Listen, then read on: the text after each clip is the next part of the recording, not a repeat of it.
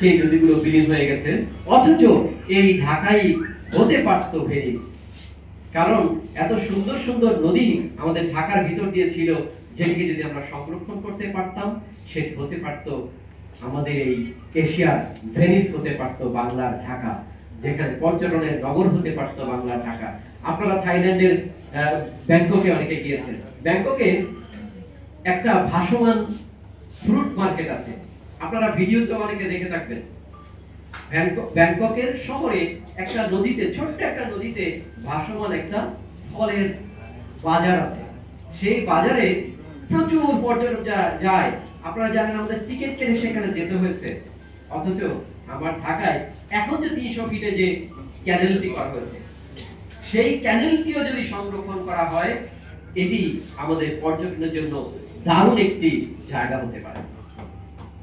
কিন্তু আমরা কি এইগুলোকে সঠিক পরিকল্পনার মাধ্যমে এই নদী দখলকারী আমি বলবো আমরা, সরকারের চাইতে বেশি দখল করেছে প্রভাবশালী মানুষজন, তাদের কাছ থেকে বাঁচাতে পেরেছি কিনা? যদি আমরা বাঁচাতে পারি এবং সঠিক পরিকল্পনা করে নাব্যতা ফিরিয়ে আনতে পারি, নদীগুলোকে, খালগুলোকে বাঁচাতে পারি, তাহলেই এই বন্যা আমাদেরকে আর ক্ষতিগ্রস্ত করতে পারবে না। আপনারা দেখেন বুড়িগঙ্গা নদীর পানি, আমাদের ঢাকাকে কেন্দ্র করে যে নদীগুলো আছে, বুড়িগঙ্গা, তুরাগ, বালু এবং শীতলক্ষা, একটা নদীতে কোনো মাছ নাই। পলিউশন, দূষণ এমন মাত্রায় পৌঁছে দিয়েছি আমরা, মাছ নাই। আমাদের রাজুককে আমরা বলি সবচেয়ে, আমাদের প্ল্যান করে, আমাদের শহরের প্ল্যান করে রাজুক। আপনারা উত্তরা 3rd ফেজে যাবেন। আমি যেহেতু বর্ষা নিয়ে কাজ করি, আমি প্রচুর ফিল্ডে যাই। 3rd ফেজে গিয়ে আপনাদের কাজকে আমরা বললাম, উত্তরা 3rd ফেজে দেখবেন সুন্দর সুন্দর ব্রিজ করা হয়েছে, আপনারা দেখেছেন মনে হয়। কিন্তু এই ব্রিজগুলোকে আপনারা দূর থেকে দেখবেন কি খালটা এত বড়, ব্রিজটা এতটুকু। তখন মশা করে কি এই ব্রিজটার পানিটা গিয়ে, এই নদীর পানিটা গিয়ে ব্রিজের এই কোণায় আটকে যায়, ময়লাগুলো আটকে যায় এবং সেখানে প্রচুর মশা হচ্ছে।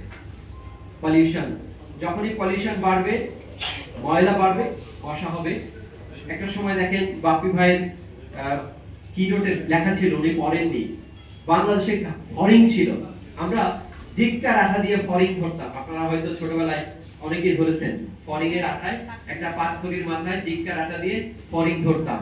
ফরিং কোথায় এখন? আপনি ঢাকা শহরের আশেপাশে একটা ব্যাংক খুঁজে পাবেন না, কারণ আমরা নদী, খাল, বিল সব নষ্ট করে দিয়েছি। আলটিমেট ক্ষতিটা মানুষের। একজন আপা একটা কবিতা পড়েছেন, আলটিমেট ক্ষতিটা